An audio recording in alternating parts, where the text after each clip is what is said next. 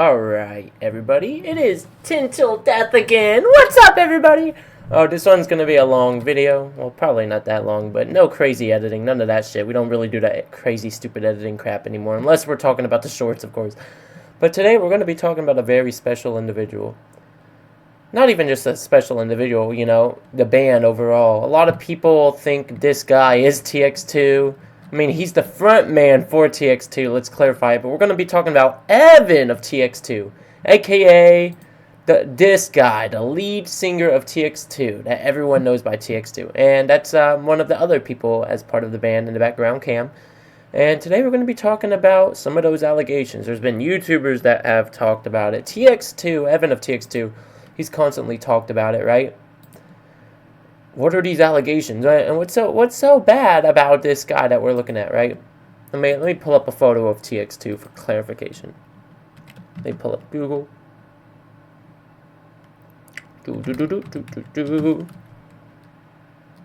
So, this is the guy right here. What is so bad about this guy we are showing on screen? A lot of people don't like him. A lot of people have claimed, you know, he's making money off of trauma. A lot of people are claiming, you know, he fetishizes goth women.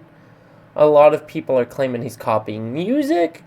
You know, all these crazy allegations. A lot of people are saying he's a poser. And I guess, you know, I personally am here to address some of these allegations. Not as a fucking spokesperson for TX2. No, this is not me being paid. This is not no fucking AI bullshit. This is just me talking about this, right? And, you know, there's other allegations which I haven't, you know, I've looked into some of those other allegations and, you know, understandable for why the hate. So, let's talk about this guy. This right here is the lead singer of a pop-punk band known as TX2. And this guy's name is Evan, right? This guy you're seeing on screen. This guy has been called a poser in the emo community.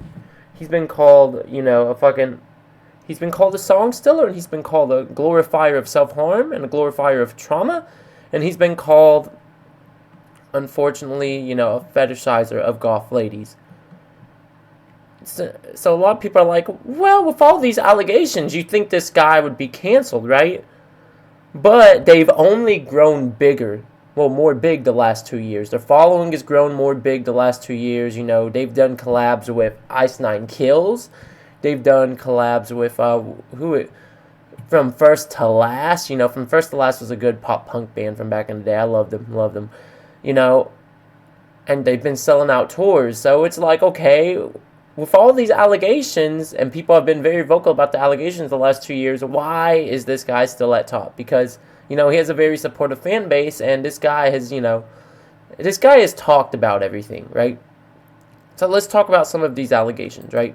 You have YouTubers like this, TX2, the emo fraud who steals songs, and we'll talk about, you know, this first allegation, TX2, Evan from TX2 steals songs, and, you know, I've noticed it when I first heard of TX2. I didn't like TX2, and then I heard some of their songs, and I started to like TX2, right? But even then, when I listened to some of their songs, I heard the resemblance to MCR songs, you know, To Get Scared. There's a song that they have, what is it, Black Wedding? Yeah. So TX2 has a song called Black Wedding that a lot of people say is, you know, a fucking ripoff of a Get Scared song, right? And fun fact for those that don't know, Black Wedding is a reference to the song White Wedding that I believe came out in the 80s. So if you know, you know. You're a music nerd if you know that one. So, basically, Evan, you know, he's talked about these songs he's stolen. And, you know, he pretty much said, and it's the same for me in my case when I make music. Evan has said, you know, he's been inspired by Get Scared. He was inspired by Get Scared's music. He's inspired by My Chemical Romance. And he even, you know, he showed the screenshots of when, you know, the Get Scared frontman, I believe it was the frontman, reached out to him and said, hey, man, we support that song that you quote-unquote stole of ours. So even, you know, one of the members of Get Scared themselves reached out and said, yeah, you know, we support your song and we fuck with the song, right? And that's the thing with making music, and I think a lot of people forget that. A lot of these songs you're hearing by Sabrina Carpenter, Chop Hill Rowan, Bruno Mars, a lot of them, you know, aren't actually original. Some aspect of some sort And I could argue and say they've been stolen. I could talk about the many parts of Bruno Mars songs that have been stolen from Prince or Michael Jackson, because I'm a big music nerd. Like, you would not believe the cassettes and records I have that go back. I have cassettes and records that are at least, double the 3 times my age, right? So I listen to music all the time. It's fucking crazy, right? But I could argue, like this is the thing people forget. Even artists from 40 years ago borrowed or was inspired by artists preceding them, right? Even me, I've made songs that are very similar to MCR, Deftones, so on and so forth, right? And that's the thing people forget. As legendary rapper Nas once said, no idea in music is original. Everything's already been done. Everything's already been talked about. And that's true. It's just you got to find a different way to talk about it. And, I could even talk about MCR. I'm a huge fan of MCR. A lot of their guitar riffs or many parts of their songs actually come from punk rock bands preceding them. There was even a video I made on a separate YouTube account where it was the outro to Drowning Lessons. The outro to Drowning Lessons is literally a spit-for-spit copy from this other song by a 90s emo band, right? I can't remember the band name, but if I show you guys the video, you guys would know what I'm talking about. And, that's what people forget about. Almost every song these days is inspired by another song. Almost. A lot of the pop songs that are popular on the radio right now, as a huge music nerd, I listen to some of these, new pop songs, and I'm like, hold on a minute, that's sampled from this 80s pop song. Or I'll listen to, the lyrics, and I'm like, hold on, these are the same lyrics this artist in the 80s was saying. Like, this is the exact, same word for word lyric, right? And so, the whole, stealing songs controversy, I think it's just stupid and falls flat on its face, especially in pop. In pop, the last few years, a lot of pop artists have just been taking 80s pop songs, resampling them, and then modernizing it with different lyrics. And so I could sit here and argue, well, a lot of modern day disco pop is stolen. But at the end of the day, it's understanding that modern pop artists are inspired from the past pop artists, just like TX2's band, pop punk band, right? You call them emo, what you can call them pop punk, whatever. Understandable. They're inspired. They make very similar songs, note for note. Just like a lot of, modern day pop songs. Just like a lot of modern day rap songs. It's nothing original. They were doing that back in the 2000s, doing that back in the 80s. So the whole idea of TX2, they're stealing songs, It's like, no shit. We know TX2 is inspired. We know TX2 is inspired by this music. Just like your favorite artists, they're inspired by other bands, other artists. Just like what I was saying about MCR. There's a lot of riffs and parts of their songs that came from other bands, right? That's literally part of making music, So we'll talk about the second controversy. Oh yeah, and also back to the first controversy, Evan has talked about it. Evan from TX2, he's talked about it. Evan has, constantly said, yeah, I'm inspired by these bands, right? I think even in this one he talks about it. No, it's not that one. Is it that one? Hold on, let me see if it's this video.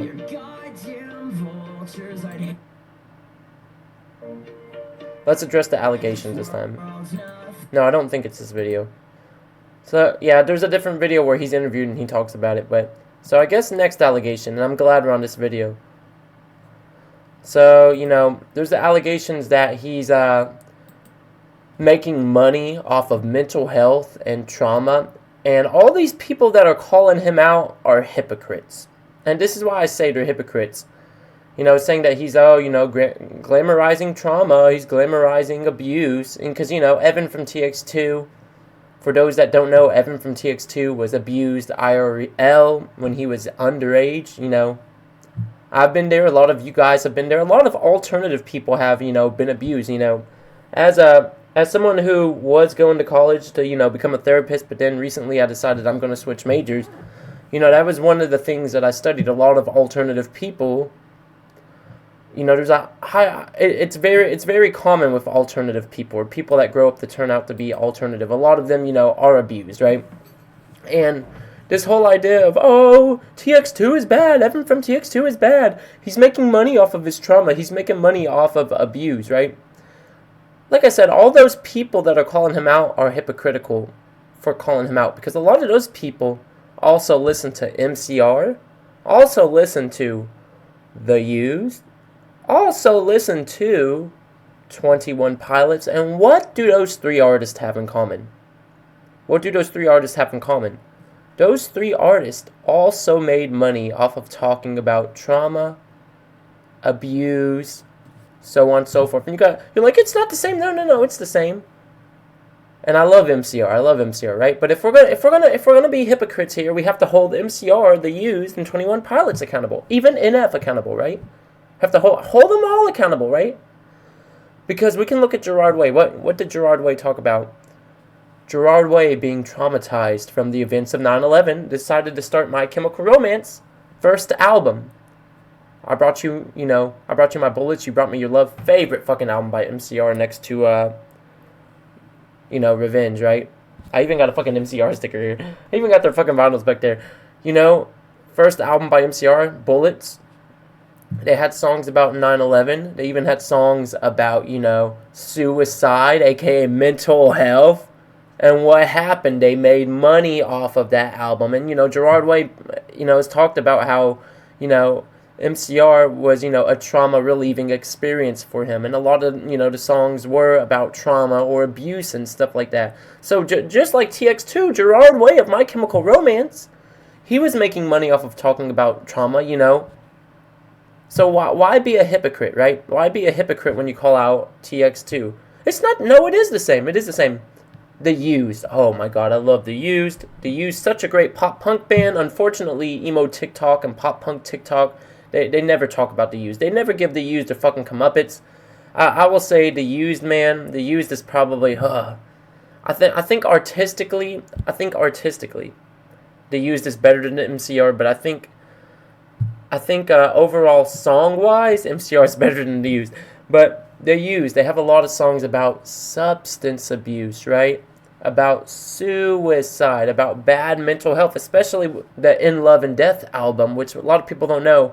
When Burt McCracken, lead singer of The Used, his then pregnant girlfriend, ended up dying with their baby because she was pregnant at the time, right?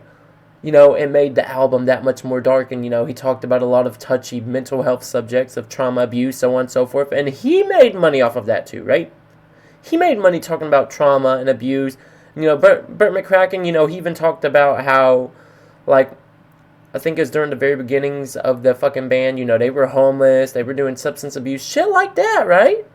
So, why be a hypocrite for calling out TX2? When a lot of the quote-unquote emo bands from yesteryear, they were making money talking about, cutting themselves, slitting themselves. They were making money talking about, abuse. They were making money talking about trauma, especially, like I said, with the Gerard Way, My Chemical Romance 9/11 example, right?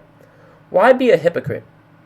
If we're going to call out TX2, we need to hold the entire community responsible. But the reason why you guys are being a hypocrite is because you guys don't like this guy. And it's okay to not like this guy, right? But you can't say, oh, this guy is, making money off of these things, but then not call out other artists, other much more big names in the same scene that has been doing the same damn thing. It's hypocritical. You guys only do it for this person because you don't like him and you're trying to cancel him, which the canceling clearly hasn't worked the last 2 years. It's kind of like... And that's another thing, I'll say this before we get on to the next point. You guys had 2 years to cancel Evan of TX2 and cancel the whole band. And it hasn't worked. And, it's funny because, and this is what I've even said about my haters, because I have a lot of haters, I've got a lot of threats. You guys hate TX2 so much, but you guys keep making so much content about TX2, right? But by making that content about TX2, all that hate content, it only spreads TX2's name even more for people to find out who this band is, right? So, you guys are accidentally, making more people more aware, but you're also making more people aware of a band that they might fall in love with. So there's pros and cons of it. But you had 2 years to cancel TX2. And it's clear they're only getting more popular year by year. So at this point, if I was the TX2 hater, and I used to be a hater in the beginning, if I was the TX2 hater, I would just quit talking about TX2. Because the best thing you can do is when you hate an artist, just don't talk about them. Don't talk about them. Don't make content about them. Because when you make content and you talk about them, the algorithm's going to be like, okay, this person clearly has an interest towards TX2, although they hate him. So the algorithm is going to show you their content, right?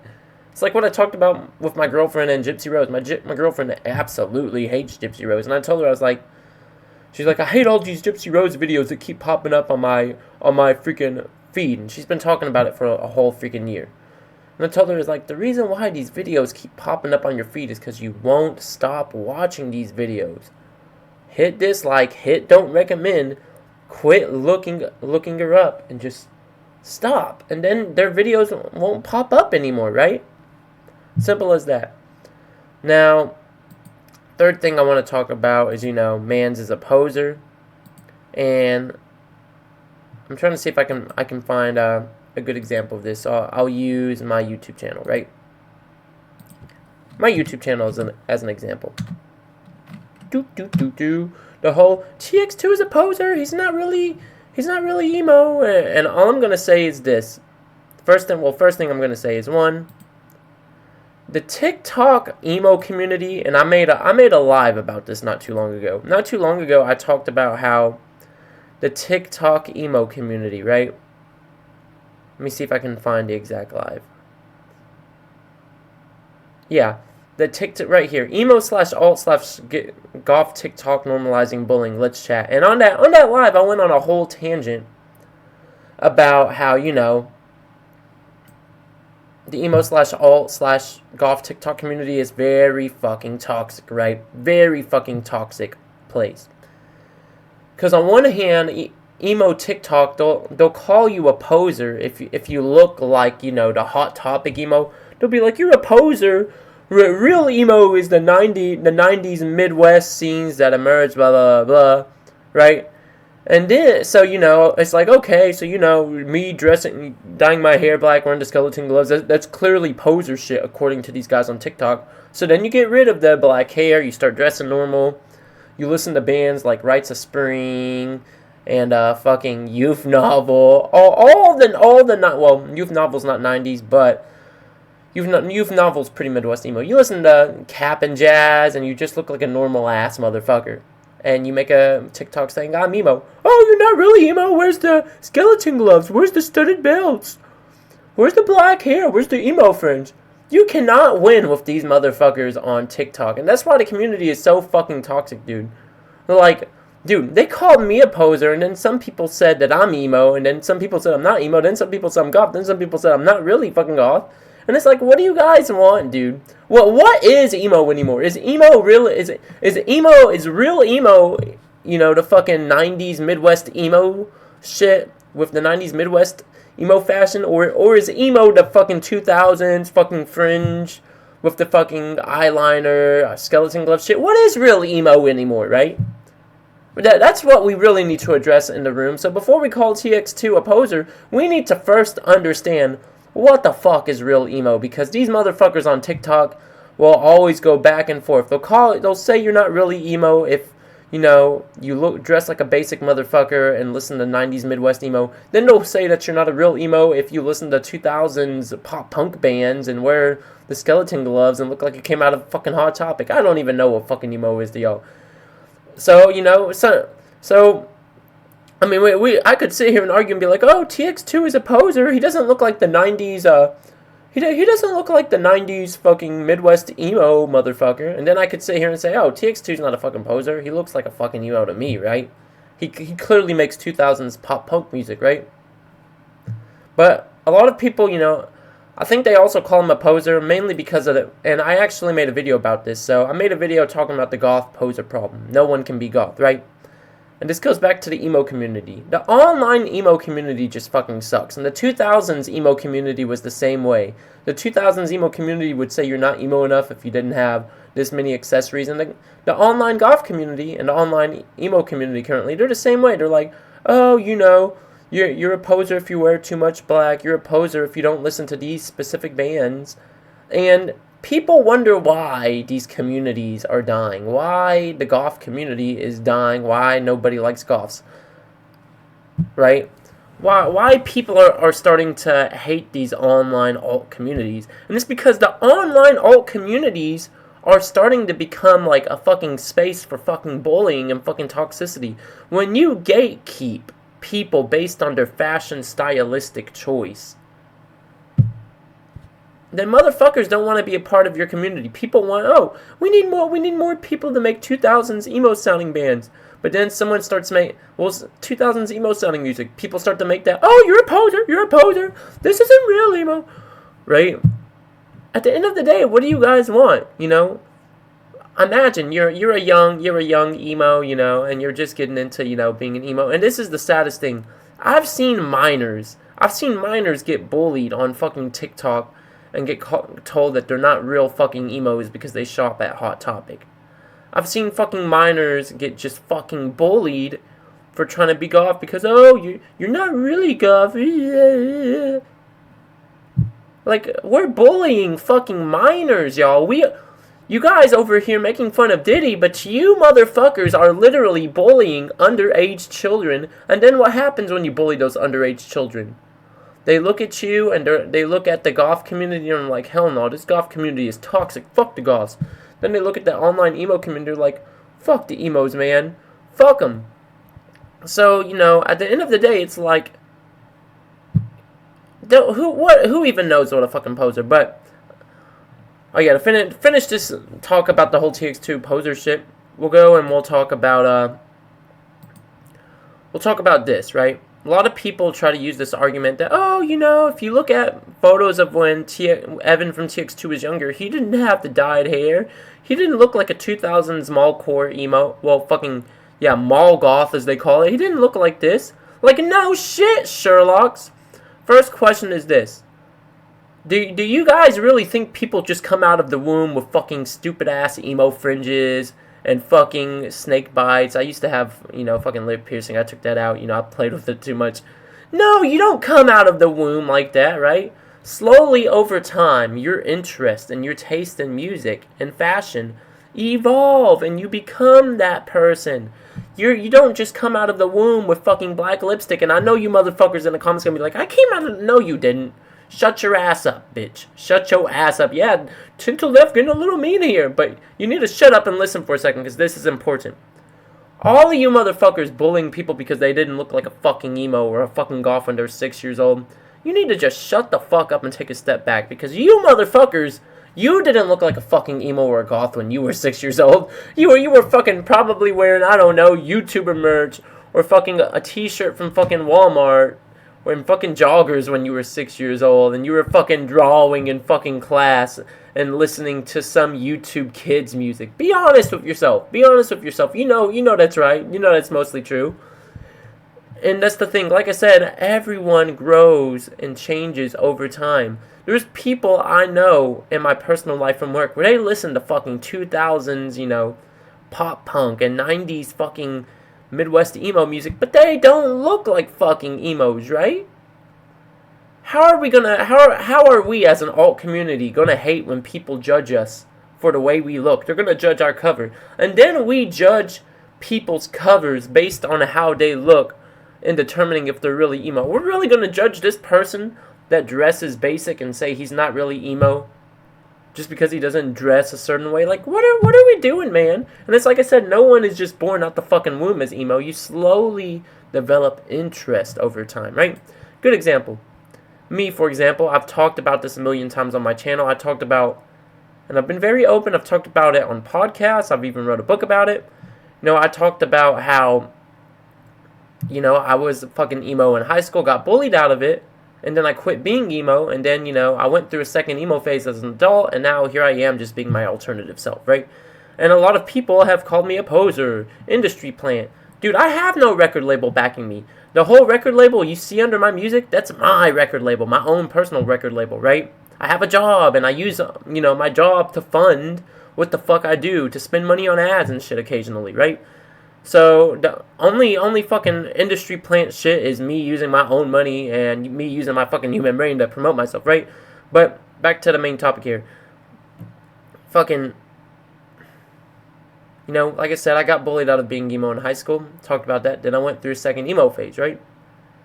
And people are like, poser, poser. I'm about 2.5 years into, me being alternative again, right? At this point, you guys don't even want to see my fucking car. You guys don't even want to see the other stuff that I have here in my room. You guys don't want to see my fucking wardrobe. You guys don't want to see all the music I've listened to on Spotify. You guys don't want to hear my opinions on the history of fucking golf. You guys don't even want to hear none of my shit, right? And this is the thing. It's like I've said, I've been very open about it. When I got bullied out of being alternative in high school, I was very insecure. I was very insecure because I was insecure and jealous of how other alt people or goth people or emos could, be themselves and handle that bullying and not stop being themselves. And me as a teenager at the time, I had a different brain when I was a teenager. And just like you might be a teenager now, but 10 years from now, your brain is going to be entirely different. Your ideals and beliefs are going to be entirely different. I can guarantee you that. I am willing to put my entire channel's existence on the line for this, right? And, when I was a teenager, I didn't really know how to handle that bullying and deal with that bullying. So at the time, I thought conforming to society would be my best bet. And so I quit being emo to stop the bullying. And it mostly stopped the bullying. And in my brain at the time, when I saw that bullying, the bullying stopped, I was like, my brain equated it with, okay, this is good. Not being alternative is a good thing, and being alternative is a bad thing, because if being alternative is getting me bullied, then, being alternative must be bad. And so, it kind of changed my thought process as a teenager.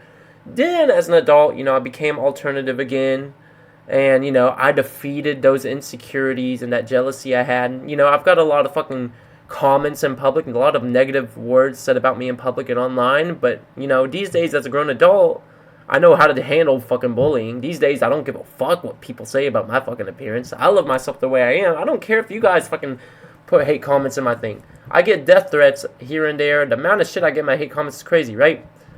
But I wouldn't call someone a fucking poser just because they didn't look like a fucking emo when they were 6 years old. Good example, right? We'll go check out I'll show you guys my YouTube channel here. Right? The whole, he didn't look like that years ago. Like I said, people's taste evolves, people change. And it's like what Jake Weber said. If you guys know who Jake Weber is. Jake Weber once said, it's never too late. You're never too old to, express how you feel at that moment, right? And we'll take this video from several years ago. Now you guys are going to look at me and you're going to like, this doesn't look like you TenTillDeath. This is proof you're a fucking poser. Let me see if I can find the exact moment. Right here. Hold on. Yeah, look at that. Look at that little fucking scrub, right? Look at that fucking scrub. And I'm glad I'm not this person that you see right here in the video, because this person right here that you see in the video at this time, I know he doesn't really look like the current spitting image of me, right? But this person had issues he had to deal with. This guy had a lot of fucking mental health issues, and he had a lot of insecurities he needed to get over. And, I've dealt with most of those insecurities and stuff. But, you can look at that and be like, this is proof you're a fucking poser, TenTillDeath. And that's, like I said, people change over time. And I'm glad I'm not this person anymore, because I've talked about this on stream before, where, I've wanted to be my true alternative self, because I've listened to a lot of pop punk and emo music growing up, but I've really wanted to be my true alternative self. But when I got bullied in high school, I didn't know how to handle it, and I just quit, being alternative. But now as a grown fucking adult, I don't give a fuck what people say. People online all the time tell me I need to stop being me, and I'm like, dude, you think I'm gonna fucking stop? Two years into just getting fucking hate comments online. I don't give a fuck. Bring your worst. So I feel like the whole TX2 poser shit is just fucking stupid. Because even at this time, people also say, oh, TX2 was making rap music. He was making rap music. Poser shit. Like, what? When you make music, if you're like me, I'm a connoisseur for music, right? I can tell you all types of different music artists that you guys don't even know of. Do you guys even know who Bread is? Bread is a 1960s great music group from the 60s. The Carpenters, right? Jerry Lee Lewis, right? Fucking, who else? Who else can I just think off the top of my head that some of you guys don't even know? Barry, Barry, what's his name? I forgot what his last name is, but Barry something, right? Such a great artist. You guys even know who Iden is, the pop punk group from the 2000s? You know, music is universal, and you know, I feel like the whole, this person made this type of song that doesn't sound emo is such a fucking stupid argument, right? Because really, do you only want to listen to pop punk and emo music the rest of your life? That would be fucking boring, man. Like, yeah, I just want to have the same flavor all my life.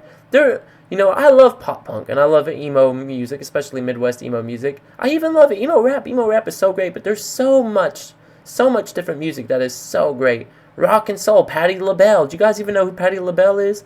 Rock and soul, baby, rock and soul. And, such a great artist. Patti LaBelle is such a great artist. And there's so much music, you miss out on when you limit yourself to one genre of music, especially when you're making music, right? When you're making music, sometimes you feel something else. Sometimes you feel, hey, man, I feel like making happy music. Like, what did MCR do on Danger Days? They made a very happy, upbeat, kick rock, kick ass album, and a lot of people are like, oh, fuck MCR. But that's how they were feeling at that moment. They didn't feel sad and depressed anymore. I don't really feel fucking sad and depressed anymore, right? And this is me. And like I said, people change. People change over time. So the whole idea of, oh, this guy is a fucking poser, stupid shit. Stupid fucking shit. Like, what is even fucking emo anymore? I don't fucking know what emo is. Hold on. Let me bring this up.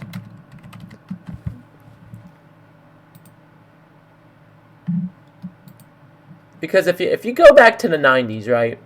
If you go back to the 90s, this is what fucking emo was in the 90s. This is how emos dressed. I don't know if you guys can see the image right here on the left. I'm trying to get it to load. Y'all. Oh, this is such a long fucking video. But right here, yeah, let's try to get that shit to load.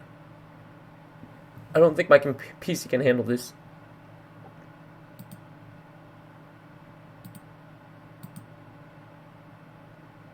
Come on, load. But if you go back to the 90s, this is what an emo fucking looked like. And I know some of you guys are like, that's not emo. Yeah. In the 90s, this was fucking emo fashion. Right? If you listen to 90s emo music, it sounds so much different than 2000s emo music. Because a lot of you guys are like, oh, MCR, Green Day, all of them are emo. But if you go listen to 90s emo bands, they sound sonically so much different. So my question for all you online emos is this right here in the fucking, this photo, is this real emo? Is this real emo? Or is this poser shit? Because this is how emo was in the fucking 90s. Or is this emo right here? Which one? And that's why I feel like the whole argument about poser this, poser that, it's so fucking stupid. Or is this emo? Because I've seen, emo fashion has been changing over the last 10 years. Like, what is emo anymore, right? So those are the three allegations that I'm going to address for now when it comes to TX2. I've heard some of the other allegations, and some of those other allegations, some of them, I kind of agree with. Some of the other allegations, I'm like, damn, man, can't really argue with that. But at the end of the day, some of this fucking hate is just very hypocritical. Some of it is just very stupid. How do you guys feel about TX2? Do you guys love him? Do you guys hate him? I allow any and all comments on my channel. I have to manually go in and approve hate comments half the time. So, if you post a hate comment, I'll manually approve it most of the time, right?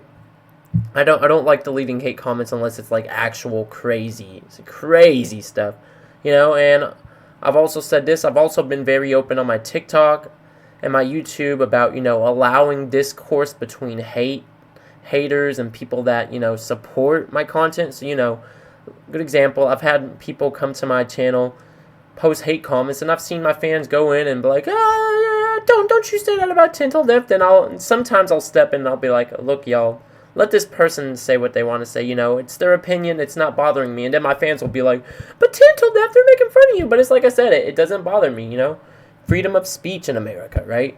And a lot of those words don't bother me because now as a grown adult, I know who I am. I know what I am. And so, like, all of these words from people that don't even know who I am doesn't affect me because I know who I am at the end of the day, right? I know the truth about myself. So, you know, what are your thoughts? Comment your good thoughts. Comment your bad thoughts. I'm not going to delete your comments. I'm not going to go in and argue with you. I just want to read and respond and hear what you guys have to say. How do you guys feel about TX2? Love them. Hate them. Do you wish you would disappear off the planet? Do you think the current emo scene is just stupid? Do you think the online emo scene sucks? I'm not a fan of emo TikTok anymore. It's just so toxic. Used to love it. So fucking toxic. So fucking toxic these days, bro. You can't even be an emo online anymore. But it's like in the 2000s, the MySpace days. They would come at you and say, oh, you're not skinny enough to be emo. Like, damn, man. This is just the 2000s all over again. Until next time, peace.